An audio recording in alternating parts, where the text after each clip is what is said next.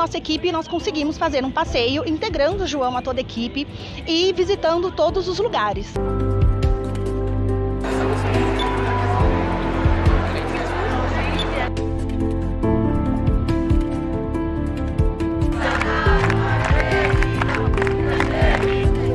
Meio grudando. Coisa de fazer.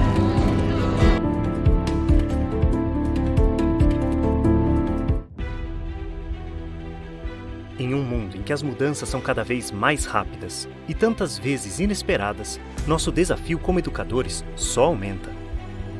Há um ano, o Educa desenvolveu o curso O Professor na Era Digital. Desde então, o projeto já está presente em mais de 50 escolas de todo o país. Agora é o momento de dar um novo salto para realmente engajar esta geração de nativos digitais. Por isso, o Educa apresenta uma nova versão do curso, oferecendo 12 certificações para o ensino híbrido. Com estas certificações, o professor desenvolve as competências necessárias para atuar com uma diferenciada geração. Em cada certificação, o professor recebe mentoria individualizada e pode cursar as certificações na quantidade e na ordem que desejar. Participando de todas, recebe ainda uma certificação extra. O que você está esperando para entrar no século XXI? Invista em seu desenvolvimento. Um novo salto de qualidade para você e sua escola começa com o ensino híbrido. Aproveite nossos valores promocionais. Seja um professor na era digital. Saiba mais em www.iteduc.tech. Chegou o mais novo lançamento da Matific que vai revolucionar as aulas de matemática na sua escola. Na Matific, os alunos terão uma experiência de aprendizagem imersiva baseada em jogos, para explorar novos conceitos matemáticos, praticar habilidades e se divertir. A Matific é uma solução totalmente adaptável e personalizável, se ajustando automaticamente às necessidades individuais de cada aluno. Para ajudar o educador, nossos jogos desenvolvidos por especialistas estão alinhados à BNCC e os principais livros didáticos. E você, professor, ganha tempo para planejar as suas aulas e acompanhar o progresso dos seus alunos. Além disso, trouxemos uma ferramenta poderosa de avaliação diagnóstica para ajudar a determinar o nível de habilidade de cada aluno. A visão da Matific é proporcionar a cada criança, em cada canto do mundo, uma experiência matemática da mais alta qualidade possível. Aqui no Brasil, são mais de 2 milhões de alunos e 5 mil escolas. Uma história construída com resultados comprovados que só uma plataforma premiada pode entregar. Vem construir o futuro com a gente.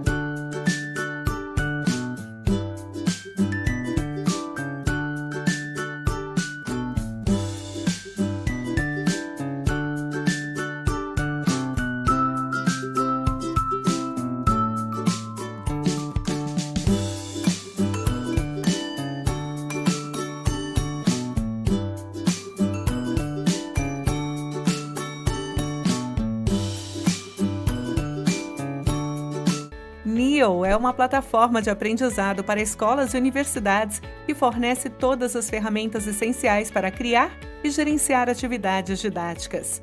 Com um design intuitivo, Neo transforma o aprendizado em uma experiência agradável para os alunos e permite que os professores ampliem suas atividades além das paredes da sala de aula.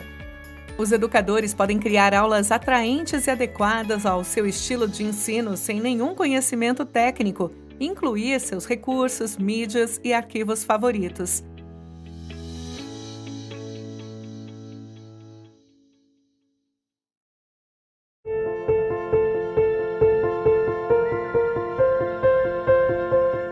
O aluno se sente muito mais seguro quando ele sabe que tem o apoio de uma pessoa que tem um vínculo afetivo com ele, que tem um cuidado especial com ele.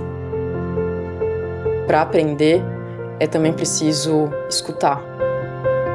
Desde o primeiro dia do aluno no Band até o último, a gente está por perto.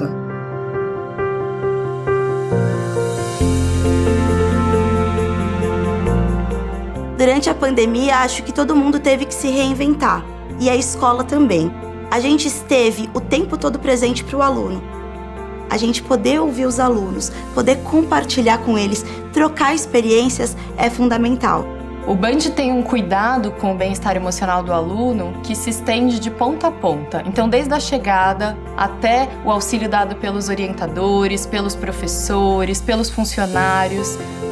A escuta é um recurso fundamental. É através da escuta que eu garanto o meu lugar de fala, o meu lugar de identidade e onde eu vou me conhecendo, me encontrando e encontrando o caminho. Estar ao lado dos alunos nesse momento da primeira decisão profissional é algo que os ajuda em todo o futuro deles. O aluno que tem esse sonho, de estudar numa universidade fora do Brasil, é um processo de muitas incertezas, muitas ansiedades. Então, esse aluno, a gente tenta ao máximo ajudar. Um ponto muito forte é o auxílio que é dado de aluno para aluno. Então, a gente tem grupos de alunos que são voluntários e que se formam para prestar essa ajuda, essa escuta e esse acolhimento. É muito gratificante ver que muitas das estratégias que eles aprendem aqui dentro, eles levam para fora da escola.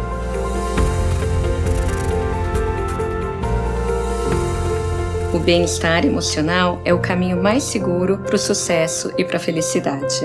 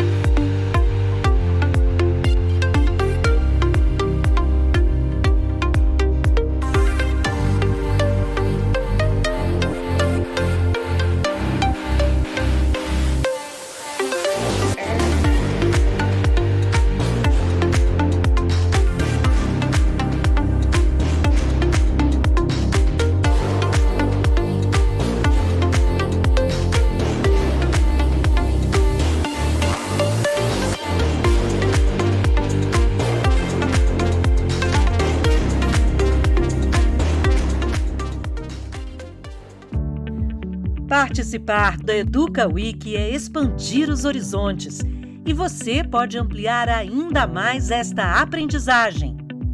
Adquira os e-books da coleção Educa Week, que complementam os temas dos painéis. Parte da renda será destinada a bolsas do Educ para professores de escolas públicas. Entre no site do Educa Week e conheça a coleção toda. Lá você também pode garantir o seu certificado de participação. E mais uma grande novidade: a Educa Week preparou mais de 50 workshops voltados aos professores, aos gestores e para todos que se interessam por educação. Amplie horizontes e acelere sua carreira. Inscreva-se agora. Vagas limitadas. Bom, e ainda vale conhecer o espaço de trocas de práticas e acompanhar o prêmio Destaque Educação, com propostas inspiradoras para suas aulas. Participe, vote! Tenha uma experiência completa na Educa Week. E-books, certificados, workshops, espaço de trocas de práticas e prêmio Destaque Educação. Você ajudando a transformar a educação no Brasil.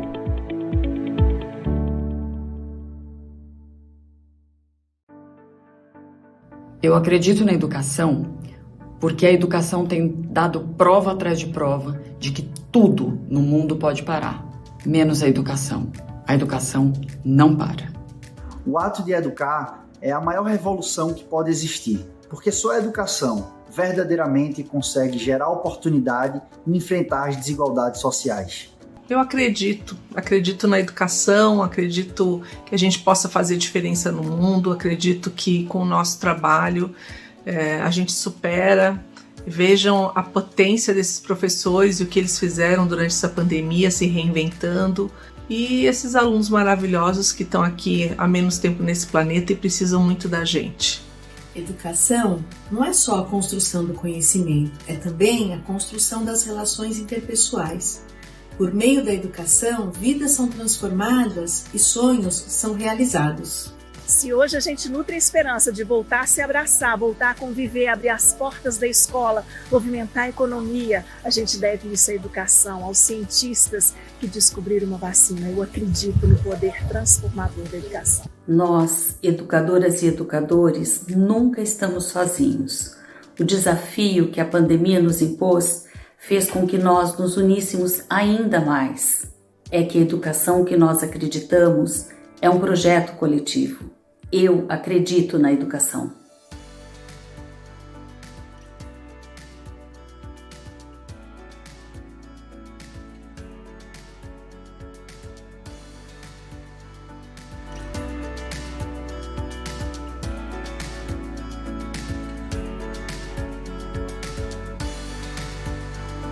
Nós acreditamos na educação.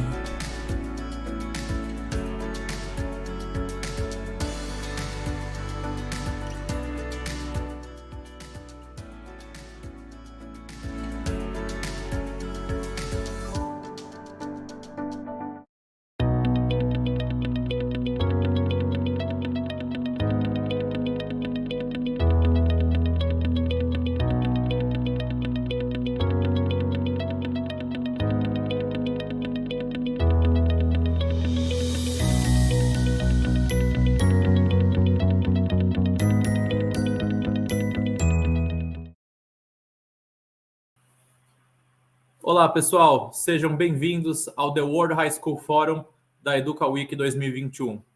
Este é um capítulo vivo da história da educação do Brasil. Reunimos mais de 150 lideranças do setor educacional para analisar e discutir a educação brasileira pós-pandemia. Você acompanha a Educa Week através do YouTube e, em breve, nos principais streamings de podcasts.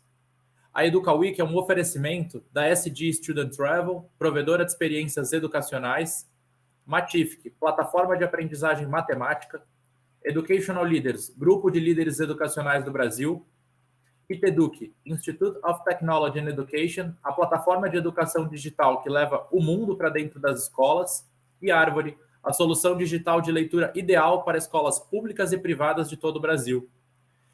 E só reforçando, na página da Educa Week, você pode adquirir o seu certificado e também lá você adquire os e-books complementares aos temas dos painéis e ainda se inscreve em mais de 50 workshops preparados pelos maiores profissionais do setor educacional. Para dar início ao The World High School Forum, no painel de abertura, gostaria de passar a fala para os mediadores dessa conversa. Senhora Thamila Zaher, diretora executiva do Grupo SEB, e senhor Pasi Loman, diretor executivo da Seppo. Sejam bem-vindos.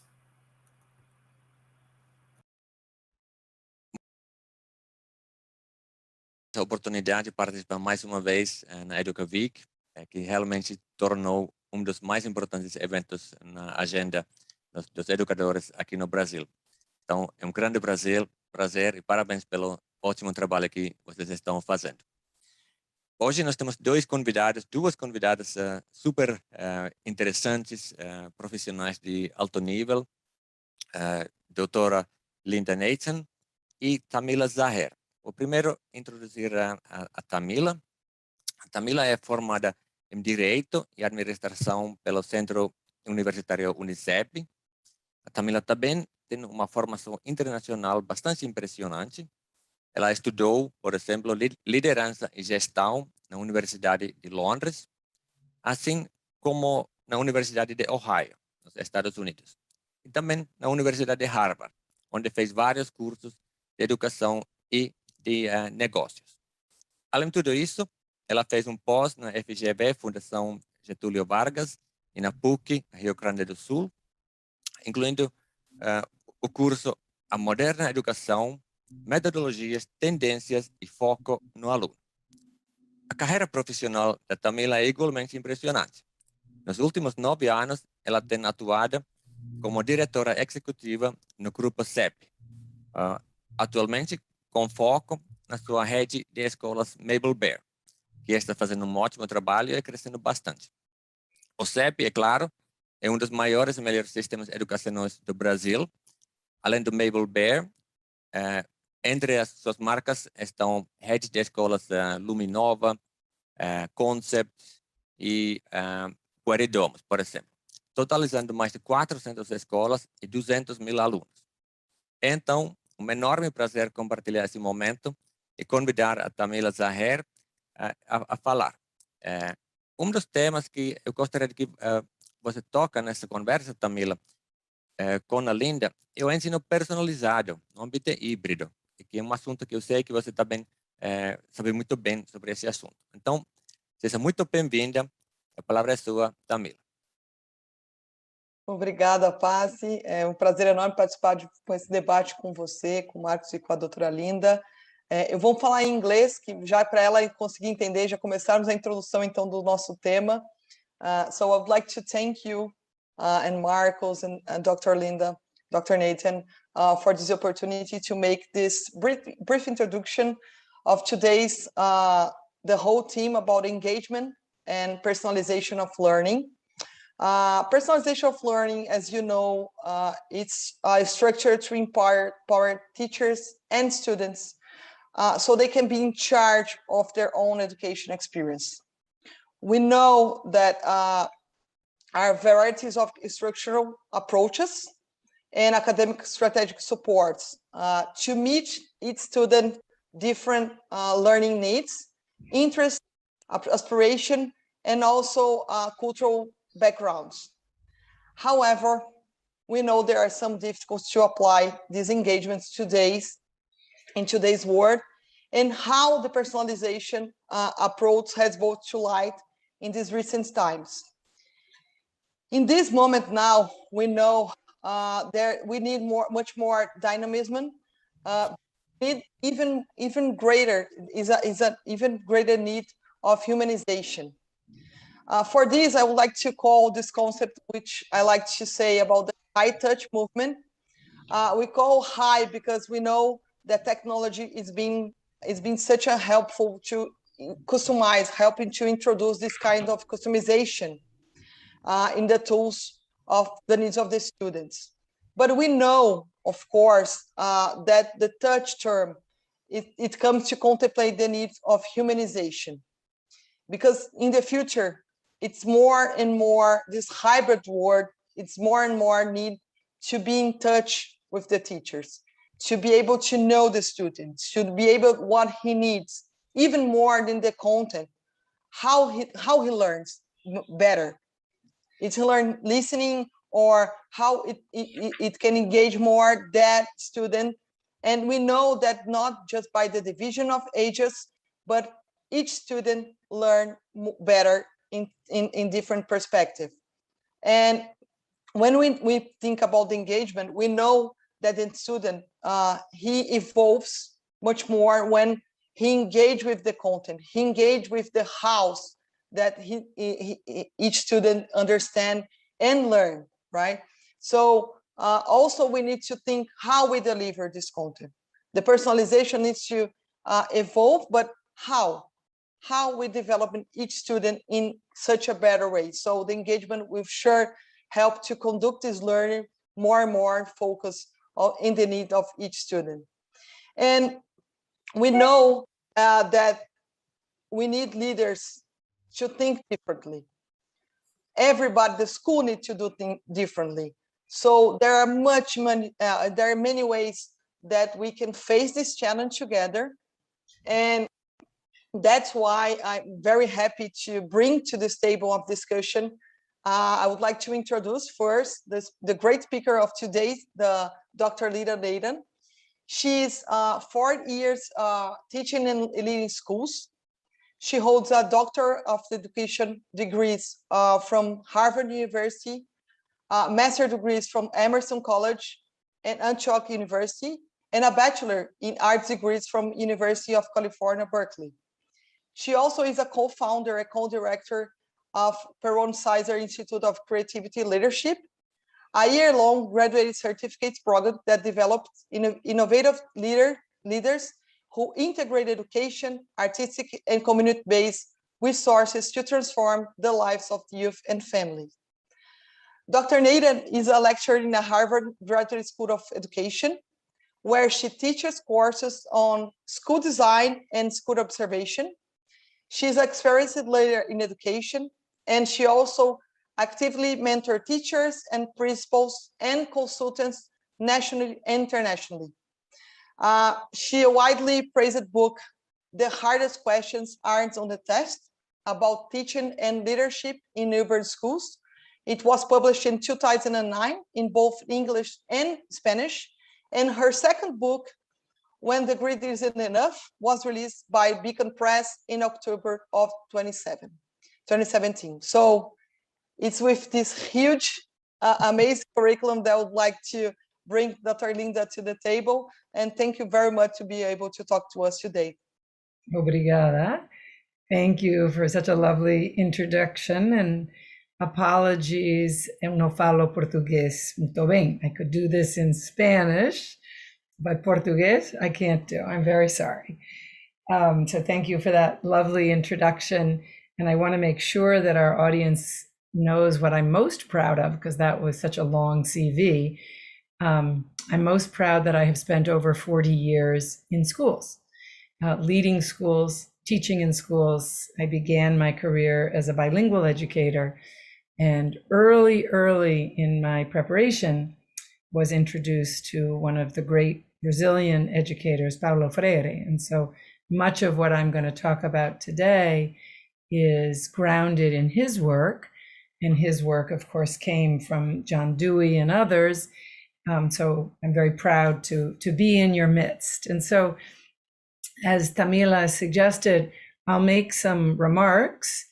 I hope that the remarks are provocative. I hope you'll disagree. I hope you'll say, oh my God, is she for real? And then I'll take some questions. So I have a point of view, and you'll hear that in a minute. So my deep belief is that arts and creativity are the key to learning. And this notion of grit that has been so popularized in this country and elsewhere, while not a bad idea, you can't get ahead in society and in life if you don't persevere, but it has been made simultaneous to some practices that I think we need to dismantle. And those practices have to do with what I call slant. So the acronym works in English. We'll have to see how it translates, but it's sit up, that's the S, look, ask questions, listen, and track. And so you go into classrooms, there's nothing wrong with that as an acronym, nothing wrong. Those are all good things in education. But you go into classrooms now, and you often see an almost Pavlovian response to those kinds of ideas that have nothing to do with metacognition or thinking. They are merely behavioristic responses. And why I think we've gotten to that place where we have classrooms that are very reductive is because we have all but eliminated arts and creativity from our classrooms. And why has that happened? Because we have become lovers of high stakes testing. There's nothing wrong with assessment. Assessment is a good thing. It comes from the word assidere, to sit beside. So the idea of assessment is really, how do we understand one another?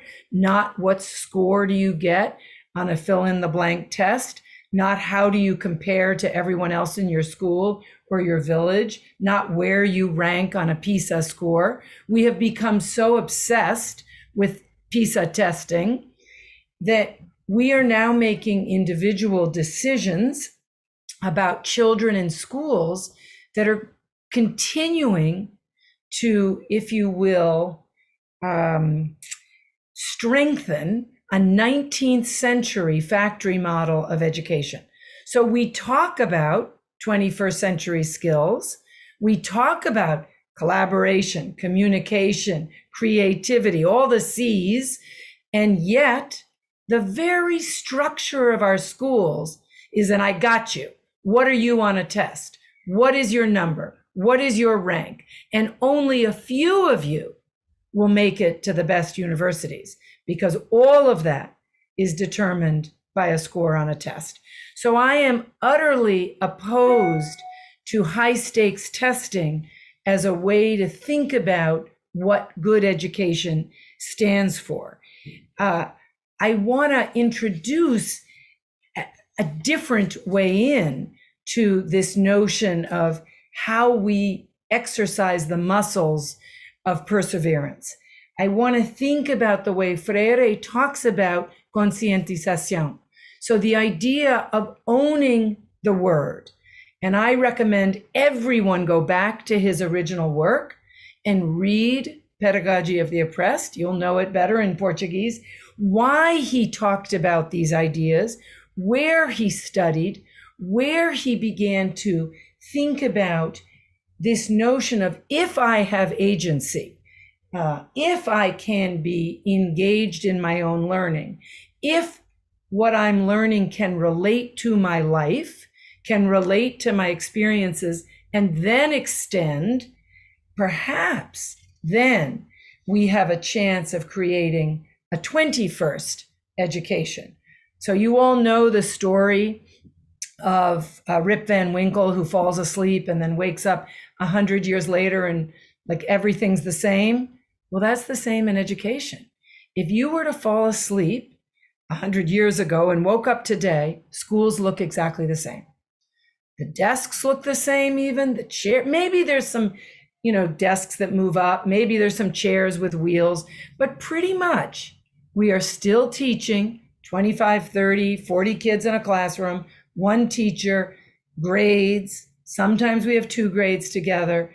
But the idea of education asking questions like, why do you organize that way and not another way? What are the array of materials you are using and why?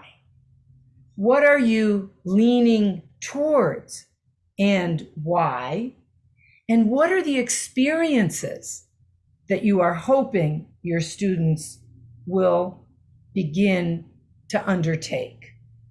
And how do you know, and this is the most important, that growth is occurring? And these are all questions from Dewey that then Freire took. And these are the questions that I want to ask teachers. Why are you teaching that way, not this way? Why are you thinking about your curriculum that way and not the other way? So to me, and I'll say 2 more things and then I'll stop, we face a central challenge of how to prepare young people for an uncertain future where progress, opportunity, social, emotional, racial, environmental cannot be assumed. And so I turn to the arts to help us begin to unpack that. Because what is an artist after all? An artist, and this is direct from one of the great singers of our time, Paul Robeson, artists are gatekeepers of the truth. Artists are the radical voice that tell the truth. And an artist, and this is no longer Paul Robeson, is someone who uses bravery, insight, creativity, and boldness. And artists take it personally. And that, isn't it, what we want our kids to do? That's the way we want our kids to think about education. So I can go on and on. I'll stop for a minute. I have a set of definitions that have come from my research with kids about how they define creativity. And if you're interested in sort of the way they think about it, I'd love to share that with you. It falls really nicely with a lot of Csikszentmihalyi's work, the psychologist who talks about flow. I never used that word when I was interviewing kids, but it was fascinating how they talked about their own experiences with creativity. So let me know if you want me to go on or if you'd like me to stop there for a minute.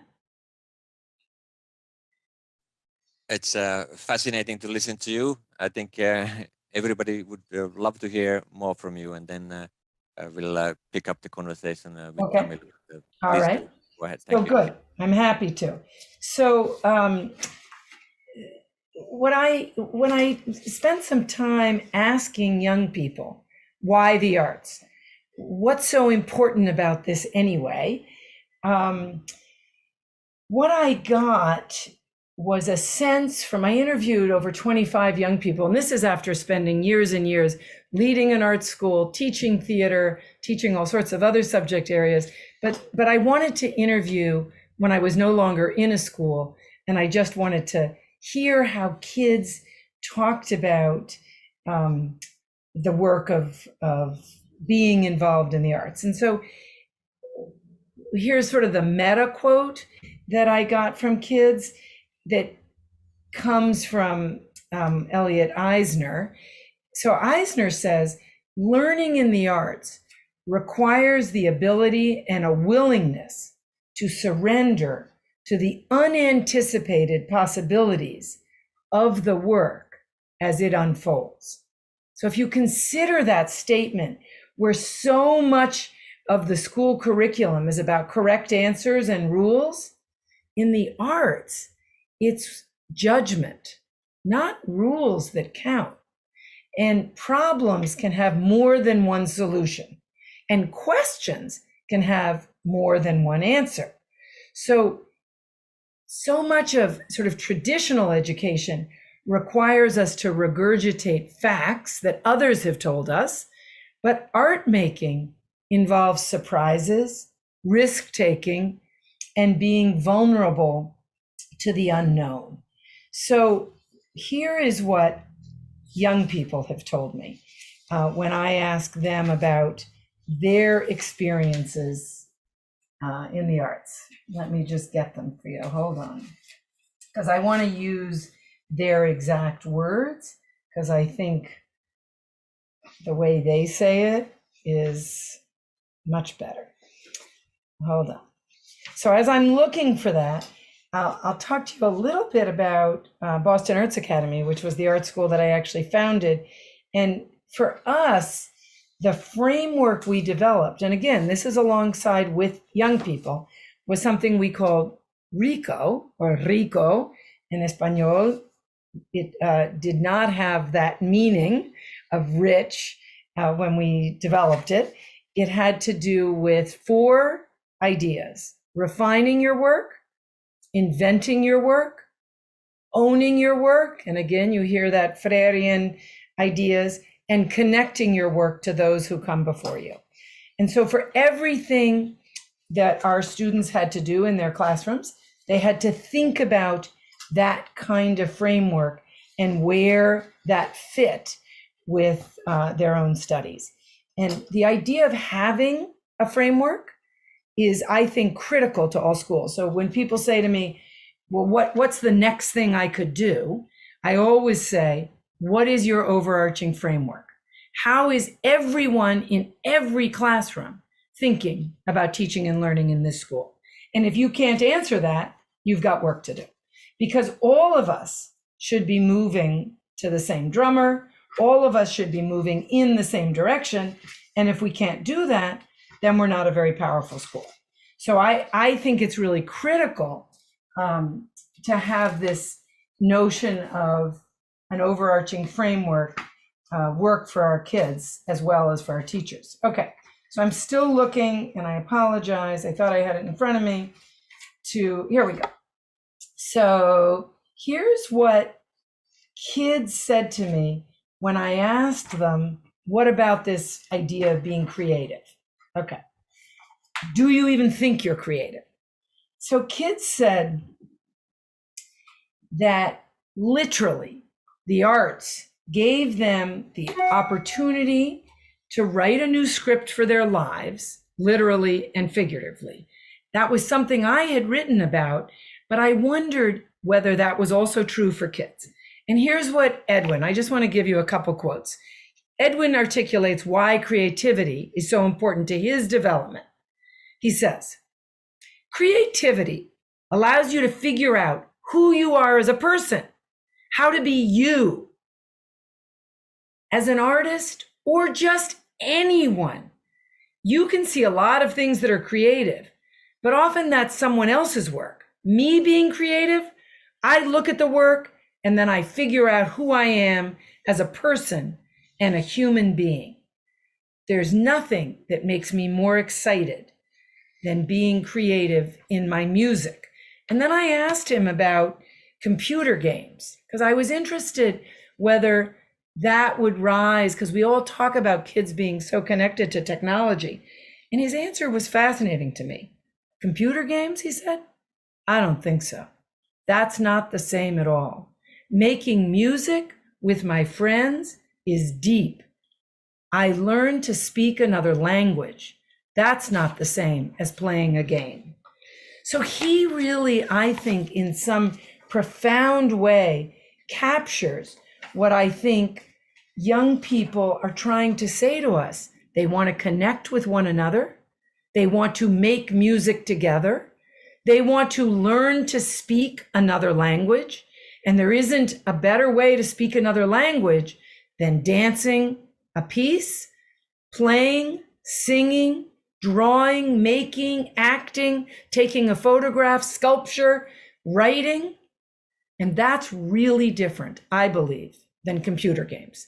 So I think that emotional connection that you get when you are making work together is profound and powerful.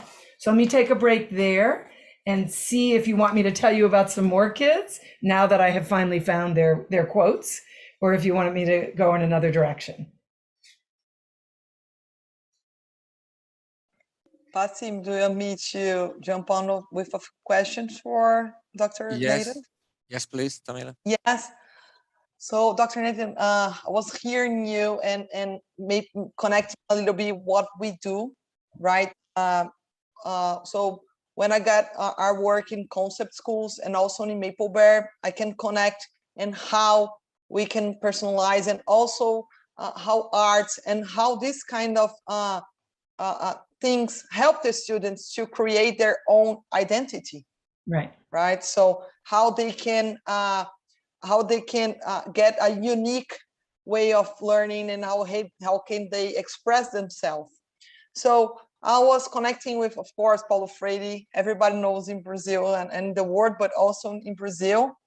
And he's saying about all of those things that subjective things, and also how each person is unique. So in terms of personalization, if I may talk about the personalization of learning, how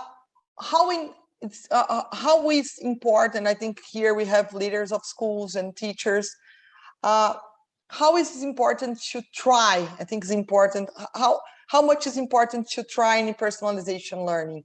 And is there any way to get this from digital tools or Sure. So the one thing we learned in the pandemic was that, and I shouldn't say past tense, we are still learning, we are still in a pandemic, but we did learn that you could meet online if you had good internet connection and all of that you actually could coach kids one-on-one. Very difficult to teach reading because it was very hard for people to see each other's mouths because of the delay. But you could have small conversations with kids online. And this was what was really interesting.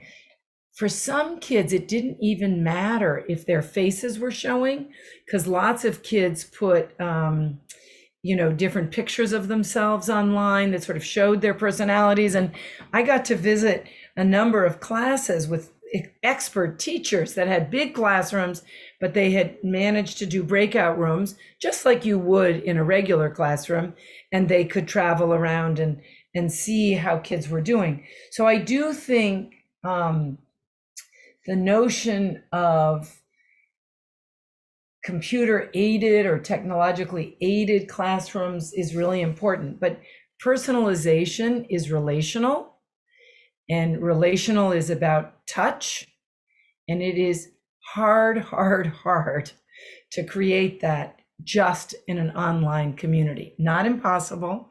I am teaching a class of international students mostly right now, and we're working really hard to be online. But when I get to physically meet them and, see their expressions in a way that on Zoom you often can't, it makes the personalization easier. So I think the question of personalization, to me, it's two sides of the same coin, right? Or engagement, if you have the coin, engagement's on one side and personalization is on the other. I'm not going to engage with you if you aren't connecting to me personally. And for a teacher who has 40 kids in the class, that is extremely difficult to do. So the reason so many teachers embrace online tools is it gives kids a chance to be learning while the teacher is doing something else. And I think if it's used that way, or if it's used for skill building, for repetition, if we think about what's a flipped classroom these days, if the classroom can be where the relationship is happening, and if some of the practice can happen digitally, I think that can work. And I think there's a lot of good tools for that. And kids like that. Yeah, am I answering your question? Yes, perfectly. Okay. Also, I was remember here. So Pasi, please, if you have any question, please jump in. I'm going to engage here, and I cannot say without making some questions here. So when you think about the portfolio of the students, right? So how their own, when you say about unleash creativity, right? So we talk a lot as we are innovative schools in concept, for example, but also in Maple Bear, when you say about creativity, and how do you see creativity and the other subjects different than the content that they have as math and English? So when you think about the rankings, because usually the rankings is they're happening in this kind of content, right? This kind of subjects. Right. So how do you feel that the society with this new hybrid world will use that? Are they going to see in the same way? Are they going to construct their portfolio with art as important as English, for example? What do you feel about that? Well, I think if history tells us anything, no, they will not. So, and we'd have to go back to Rousseau, who, it's so interesting to think that some of our forefathers, like Rousseau, really held up the importance of aesthetics and the studying of aesthetics. But sadly, we are not all Finland or Scandinavia, which actually does hold up the arts almost as equal to math and English. I visited Iceland, and kids, it was the most amazing thing I'd ever seen. We're learning to card wool and make felt. And that was as important as the blocks and building, but the kids actually in Iceland were making the blocks. They weren't just given the blocks, and this is in preschool. But in most Scandinavian countries, arts and wood shop and movement are offered very, very, very, very regularly, if not every day. And so, I don't want people to say they do that just because they're small countries. That's ridiculous. They do that because it's what they value as a society. They value aesthetics. And it doesn't mean, and aesthetics to me is about beauty. That's what the word means, the study of beauty. And if we don't give kids the opportunity to think about beauty, we will have a very, very sad society. And that's what I worry about. Of course, math and Portuguese or English, whatever subject, history, my son teaches history. He's a phenomenal history teacher, and he teaches history as an artist does, because his kids are making maps, his kids are making posters, his kids are making raps, his kids are arguing, debating. You can be creative in any discipline. But what I worry about is that because we're so obsessed with measurement, and I don't want to argue for testing in the arts, that would be antithetical to what I believe, but I do feel that we must have a wider view of what is good curriculum, and that it should be, it should be part of the, Bill of Rights, that all children every day have to have an artistic experience where they are moving and making and doing. And I worry because I love robotics. I love seeing kids build robots, but that is not the same as creating in an artistic medium. And I really do believe we should be able to do all of that. Otherwise, no one would agree to this, but we could have after school, which is where the arts fit now. After school could be where you learn math and Portuguese. I mean, imagine that. Imagine if school was where you go to learn to play the drums or the flute, where you go to learn to do a play. And if after school is where you learn to compute and to do everything else. If we flipped it, and we won't, but I offer that as a way of thinking about how small school has become. It's pretty narrow. I wouldn't like going to school today. I agree with you, Dr. Nathan, and you touched upon the Scandinavian countries. I live and work here in Brazil, but actually I'm from Finland. I know. And Finland used to be on the very top of the PISA rankings. Now it has fallen a little bit, but there's no sense of panic in Finland because they've realized that's no longer the world that we live in. We do need to focus more on arts, physical education, taking teaching outside of the classroom, outdoors, using the entire school as a place of learning and things like this. So good to hear that you value all these kind of things as well. I'll tell you a funny Finnish story that I think the Brazilian audience would love. I got to visit Finland some years ago because they were in a panic. They were in a panic because 9% of boys were dropping out. 9. And they brought over not 90, not 19, 9. 1, 2, 3, 4, 5, 6, 7, 8, 9. I went as part of a design project, and the whole time there, I thought there's a misprint. They can't be saying this right. They couldn't be that worried about 9%. My district, 90%. That's what we have. Well, it wasn't that bad, but anyway, that is what the Finns were worried about. They really were. And how did they want us to understand the problem? They wanted us to talk to the kids who were leaving schools. They brought a group of international educators, all disciplines. First of all, that was amazing that they brought so many people from different disciplines together. And they wanted us to spend 5 days understanding and then offering feedback. It was the most amazing project I have ever been on, because to be in a country where 9% caused alarms, and then to have the humility to ask outsiders to come in. There was only 1 or 2 Finns on our team. We were all from all over the world. To come in and give advice was the most extraordinary thing I had ever participated in.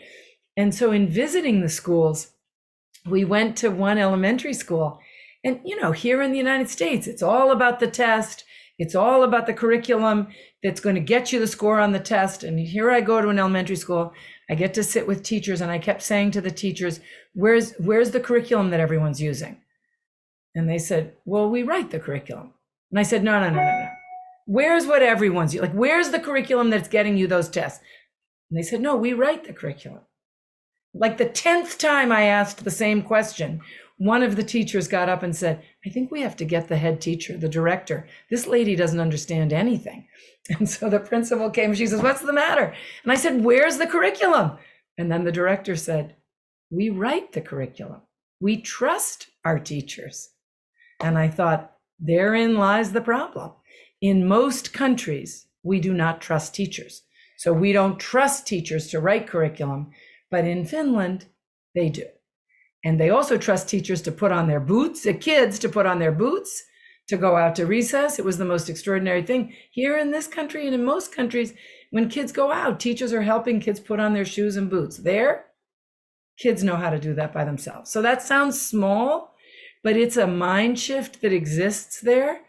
And a colleague of mine from Finland once came to a meeting I ran, and he said, in this meeting, you used the word, you, all of you, not just me personally, accountability 300 times.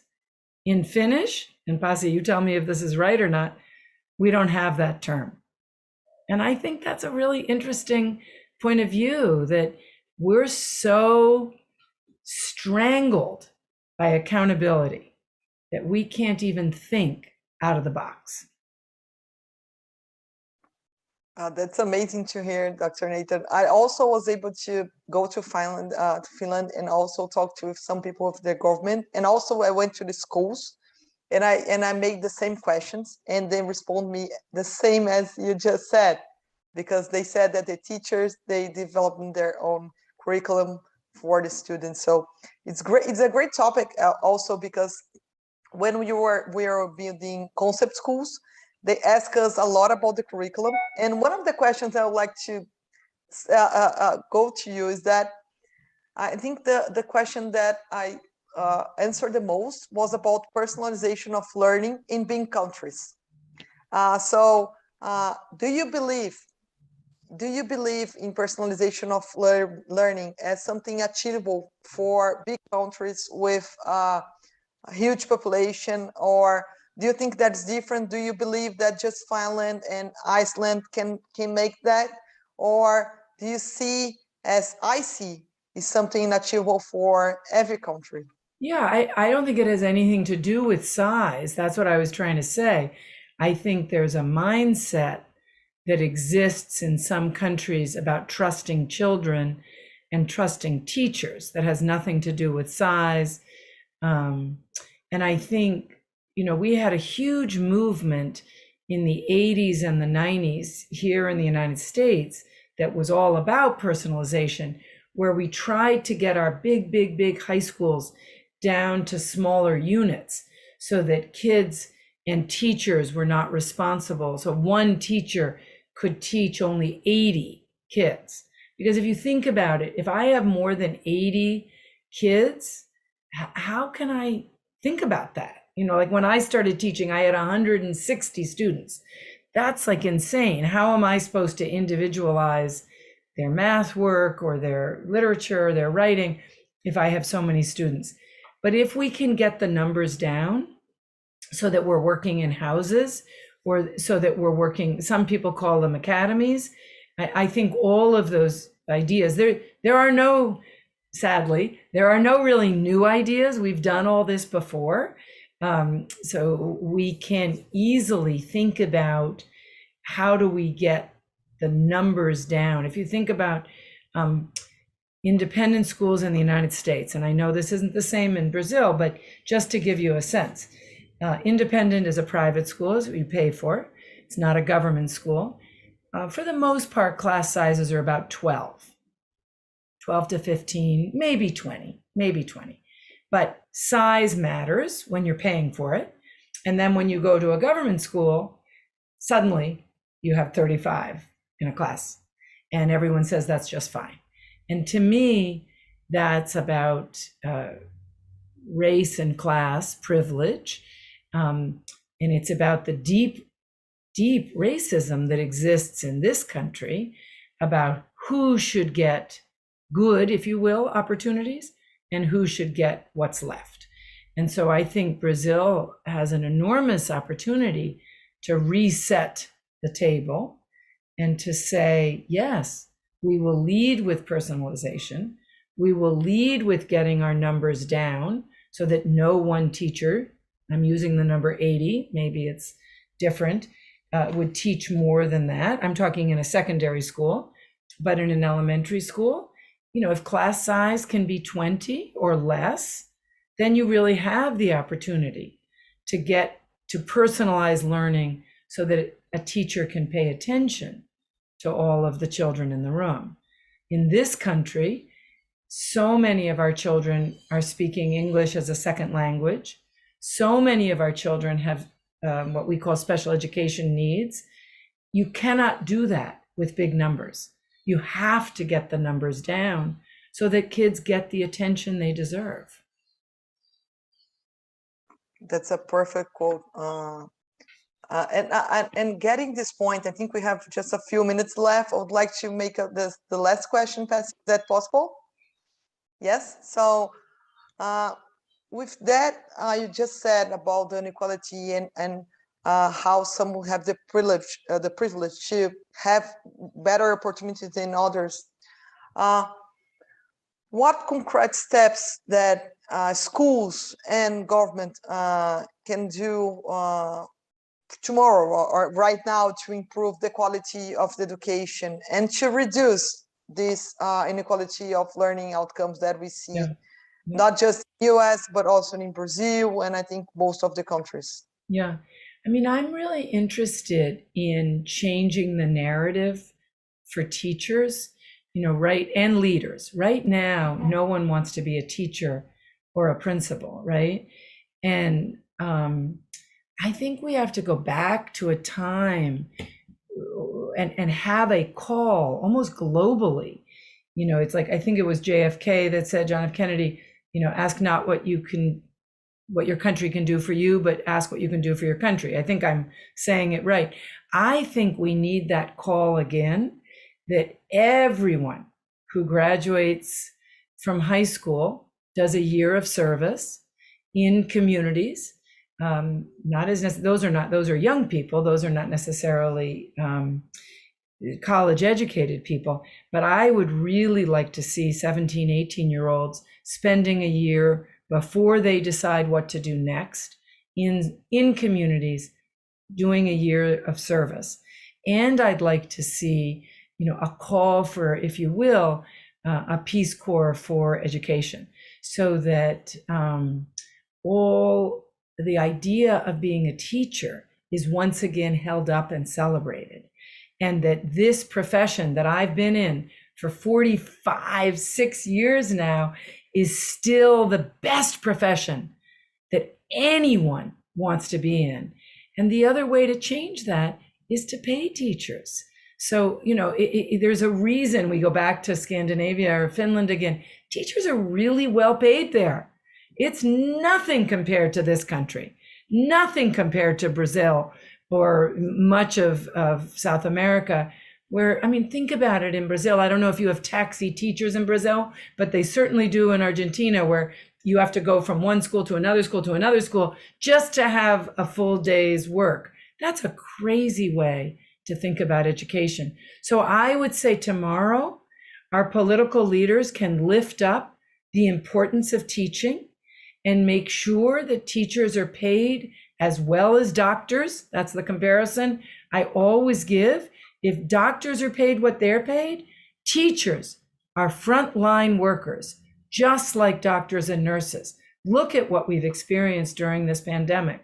And teachers must be paid for their labor. They must be celebrated in their communities. And that's the way we begin to say, this is the best profession to go into. Come on, be a teacher today. Be a leader tomorrow. We need you in our schools. That's an excellent point of view. And using my experience from Finland, yes, the salaries for teachers are good there, but they're not extraordinary compared to the other salaries in Finland. Most teachers do not choose the profession with the view that, I will earn well. They could become doctors or lawyers and earn more, but they choose because teachers is the number one most respected profession in Finland. If you ask a young person, for example, who would you want to marry, what your future spouse, or what would be his or her dream profession for you? And they would reply, I would like to marry a teacher, because that's so highly respected. And it's harder to get a place at the university to study to be a teacher than to be a lawyer or any other profession than in many other countries. I love that. I love that. Well, let's have that be our motto: marry a teacher and your life will be. But I think in a place like Brazil, where there is such respect historically for education, in some ways, I look to Central and South America, where there is still a lot of respect for family and education.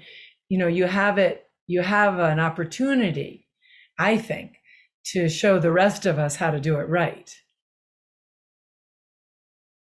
That's amazing. So let me thank you, Pasi and Dr. Nathan, it was amazing to talk to you, both of you, about so many different things. And I'm sure that the people who are listening, the directors, the teachers, the leaders in education, we learned a lot today.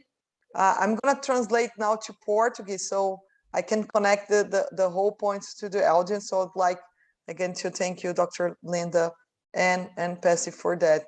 Então, para finalizar nossa conversa de hoje, a gente falou sobre muitas coisas e acho que a doutora Linda, né, ela trouxe muitas coisas aqui que refletem mesmo os caminhos da personalização do ensino, como isso pode ser feito, a importância dos outros papéis, né, como, por exemplo, a arte, ela traz isso muito forte pela crença do valor único da personalização de cada estudante. Acho que fica muito claro com esse movimento que é preciso dar voz para o estudante.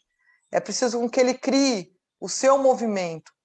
E a personalização, ela permite isso, mas cabe a nós, líderes dessa jornada, líderes educacionais das nossas escolas, dos nossos grupos, participar desse processo, usar sim, aproveitar que a gente está nesse movimento do híbrido para conduzir, para ajudar a conduzir isso. Então, a doutora Nathan, ela citou, por exemplo, se a gente usar em pequenos grupos e alguns alunos sendo atendidos pelo online ou fazendo algum tipo de trabalho para que o professor possa fazer o one-to-one, né, um a um feedback individual com o aluno, tudo isso permite com que a jornada desse aluno fique mais fluida. E para a gente se atentar a esses movimentos, que eles não são movimentos só de pequenos países ou países, né, superiores, isso não existe. O que existe é uma grande oportunidade da educação aumentar, amplificar.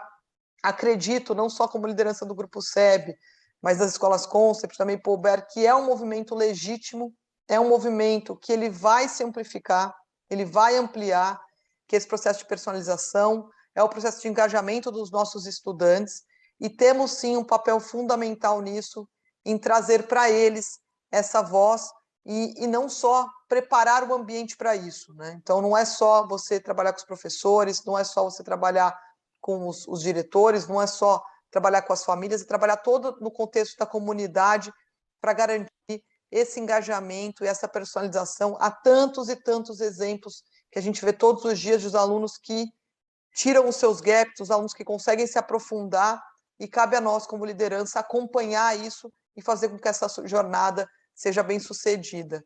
Então, acho que esse talk de hoje foi muito, muito agradável, tivemos muito aprendizados. Eu quero, né, agradecer, não é sempre que a gente tem uma doutora de Harvard com a gente, educação especialista, e mais do que isso, né, 40 anos que trabalha na lida lá com educação, agradecer a ela, ao Pasi, que também aproveitou e falou um pouco, né, do seu país de origem, né, Pasi, que é a Finlândia, que tem tanto a ensinar a nós, e aqui do meu lado agradecer a todos vocês. Eu realmente espero que essa jornada do engajamento, do aprendizado, da personalização, sejam de fato algo que a gente possa investir e ampliar nas nossas escolas. Muito obrigado a todos por esse movimento. Thank you, Pasi and Dr. Nathan. You're welcome. Bye. Thank you very much. Bye-bye. Thank you. Bye. Thank you. Participar da Educa Week é expandir os horizontes. E você pode ampliar ainda mais esta aprendizagem. Adquira os e-books da coleção Educa Week, que complementam os temas dos painéis. Parte da renda será destinada a bolsas do Educ para professores de escolas públicas. Entre no site do Educa Week e conheça a coleção toda. Lá você também pode garantir o seu certificado de participação. E mais uma grande novidade, a Educa Week preparou mais de 50 workshops voltados aos professores, aos gestores e para todos que se interessam por educação. Amplie horizontes e acelere sua carreira. Inscreva-se agora. Vagas limitadas. Bom, e ainda vale conhecer o espaço de troca de práticas e acompanhar o prêmio Destaque Educação, com propostas inspiradoras para suas aulas. Participe, vote. Tenha uma experiência completa na Educa Week. E-books, certificados, workshops, espaço de trocas de práticas e prêmio Destaque Educação. Você ajudando a transformar a educação no Brasil.